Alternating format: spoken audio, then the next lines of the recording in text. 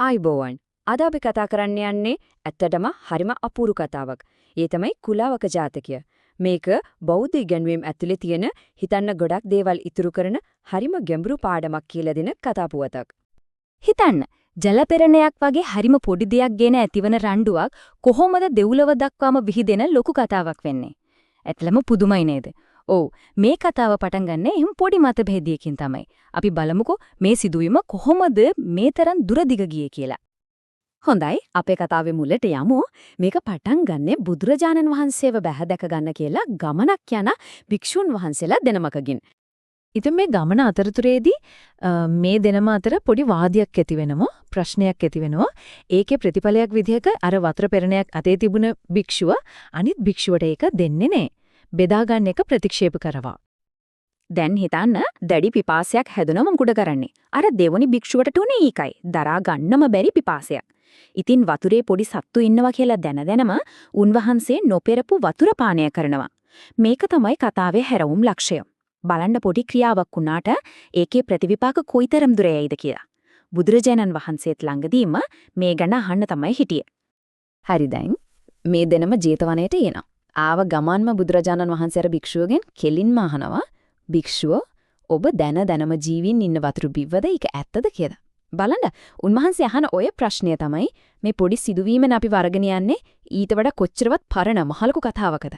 කරුණාව ගැන කියවෙන පුදුම කතාවකට දොර අරින්නේ ඔන්න ඔය ප්‍රශ්නය. ඉතින් අපි දැන් යමු මේ අතීත කතාවට.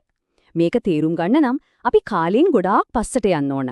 බුදුරජාණන් වහන්සේ බෝධිසත්ව කාලේ මග මානවක කියන නමින් මිනිස්සෙක් වෙලා හිටපු භවයකට. මග මානවක කියන්නේ ඇත්තටම පුදුම චරිතයක්.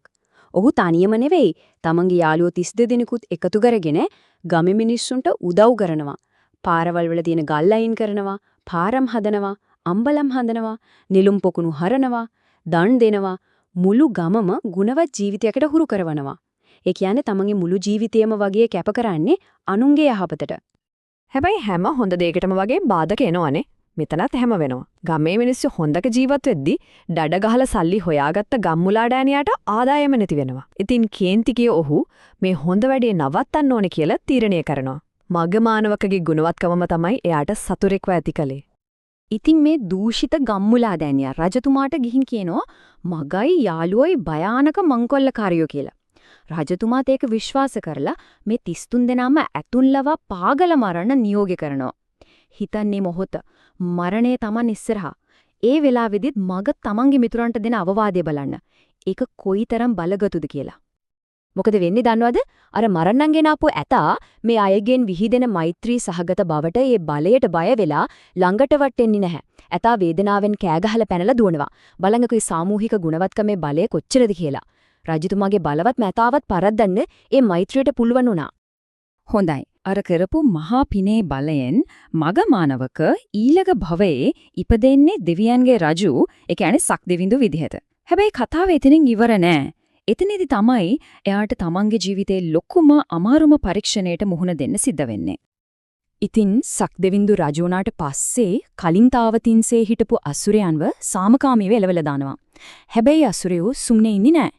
එයාලා ආයෙත් තමන්ගේ දෙවුලව අල්ලගන්න යුද්ධ ප්‍රකාශ කරනවා. මේ මහා සටනින් සක්දෙවිඳු පරාජයටපත් වෙනවා. ඉතින් දැන් යාට සිද්ධ වෙනවා වෛජයන්ත කියන තමන්ගේ දිව්‍ය රථයෙන් මහා සමුද්‍රය හරහා පැනලා යන්න.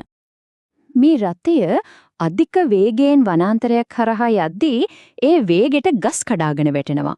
ඒ එක්කම ඒ ගස්වල තිබුණු කුරුළු කූඩු, ඒ කූඩුවල හිටපු පුංචි කුරුළු පැටව් මුහුදට වැටෙන්න පටන් ගන්නවා. එතකොටම හරිම අසරණ දුක්බර කෑගැසීමක් ඇහෙනවා. සක්දෙවිඳු රතාචාර්ය මාතලීගෙන් අහනවා "ඒ මොකක්ද ඒ සද්දේ කියලා?" එතකොට මාතලී කියනවා "දේවයන් වහන්සේ, ඒ අපේ රතයේ වේගය නිසා ගස් වලින් බිමට වැටිලා මිය යන භීතියෙන් කෑ ගහන කුරුළු පැටවුන්ගේ හඬ කියලා." අන්න ඒ වෙලාවේ තමයි සක්දෙවිඳුගේ තේරෙන්නේ තමන්ගේ ජීවිතේ බේරගන්න යනකොට තවත් අහිංසක ජීවිත කීයක් විනාශ වෙනවද කියලා. දැන් සක්දෙවිඳු ඉස්සරහ තියෙන්නේ හරිම අමාරු තෝරගැනීමක්. එක පැත්තකින් දිගටම පැනලා ගිහින් තමන්ගේ ජීවිතයයි රාජධානියයි බේර ගන්න පුළුවන්. එහෙම වුණොත් අර කුරුළු පැටව මැරෙනවා. අනිත් පැත්තෙන් රථය ආපහු හැරෙව්වොත් කුරුල්ලන්ව බේර ගන්න පුළුවන්. හැබැයි අසුරයන්ට අහුවෙලා තමන්ගේ ජීවිතය අනිවාර්යයෙන්ම වැති වෙනවා. මොකක්ද මේ වෙලාවේ කරන්න ඕනේ? මෙන්න මේක තමයි කතාවේ උච්චතම අවස්ථාව. සක්දෙවිඳු එක තත්පරයක්වත් හිතන්නේ නැහැ. එයා මාතලීට අණ කරනවා රතය ආපහු හරවන්න. මේ අහිංසක සත්තුන්ගේ මරණයට හේතු වෙනවට වඩා අපේ ජීවිත අසුරයන්ට පූජා කරන එක හොඳයි කියලා. බනන්නේ තීරණය. තමන්ගේ ජීවිතයට වඩා අර පුංචි කුරුළු පැටවුන්ගේ ජීවිතවලට වටිනාකමක් දුන්නා. කරුණාව තෝරාගත්තා. හොඳයි සක්දෙවිඳුගේ මේ පරම කරුණාවට ප්‍රතිඵලයක් ලැබුණා. අසුරයෝ බය වෙලා පැනලා ගියා. හැබැයි කතාව එතනින් ඉවර නෑ. දැන් අපි ආපහු මතක් කරගමු මගමානවකගේ භාර්යාවන් 4 දෙනාව. ඔවුන්ගේ ක්‍රියාවලටත් කර්මයේ විපාක දුන්නා. බලන්න ප්‍රජාශාලාවේ කැණි මණ්ඩල හදන්න උදව් කරපු සුධර්මාට දිව්‍ය ලෝකේ සුධර්ම ස්වභාව ලැබුණා. ලස්සන උද්‍යානයක් හදපු චිත්‍රාට චිත්‍රලතා වනය ලැබුණා.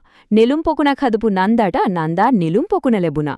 හැබැයි කිසිම පිනක් දහමක් කරගත්තේ නැති සුජාතා කොබෙයියෙක් වෙලා ඉපදුනා.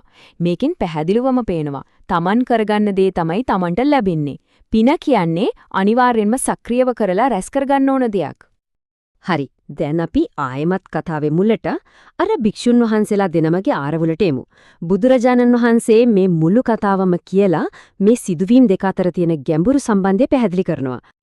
උන්වහන්සේ හෙළිදරව් කරනවා ඒ අතීත භවයේ සක්දෙවිඳු වෙලා හිටිය වෙන කවුරුත් නෙවෙයි තමන් වහන්සේමයි කියලා. ඒ වගේම රතාචාර්ය මාතලී වෙලා හිටිය ආනන්ද හාමුදුරුවෝ. ඊට පස්සේ උන්වහන්සේ අර භික්ෂුවට දේශනා කරනවා මම දෙවියන්ගේ රජු වෙලා කුරුළු කූඩුවක් වෙනුවෙන් මගේ ජීවිතය දෙන්න සූදානම් වුණා. එහෙව් එකේ ඔබට කොහොමද වතුර කෝප්පයක ඉන්න පොඩි සතු ටිකක් ගැනවත් අනුකම්පාවක් නැති උනේ කියලා. බලන්න මේ සම්බන්ධය. තත්වය කොච්චර ලොකු වුණත් පොඩි වුණත් කරුණාවේ මූල ධර්මය වෙනස් වෙන්නේ නැහැ. ඉතින් මේ මුළු කතාවෙන්ම අපිට ලැබෙන වැදගත්ම පාඩම තමයි මේ සැබෑ ගුණවත්කම සැබෑ මෛත්‍රිය තියෙන්නේ හැම ජීවියෙකුටම එක වගේ ආරක්ෂාව සලසන අසීමිත කරුණාව තුල ඒ ජීවියාගේ ප්‍රමාණයවත් වැදගත්කමවත් ඒකට අදාළ වෙන්නේ නැහැ. අවසාන වශයෙන් අපිට හිතන්න ඉතුරු වෙන්නේ මේ ප්‍රශ්නය. අනාගතයේ බුදුවර කෙනෙක් කුරුළු පැටව ටිකක් වෙනුවෙන් Tamanගේ මුළු රාජ්‍යයමයි ජීවිතයයි පූජා කරන්න සූදානම් වුණා නම් ඒකින් අපිට මොකද්ද කියන්නේ? අපේ වටේ ඉන්න අපි සමහර විට නොසලකා හරින කුඩාම ජීවිතයක උනත් ඇත්ත වටිනාකම කොච්චරක් වෙන්න පුළුවන්ද?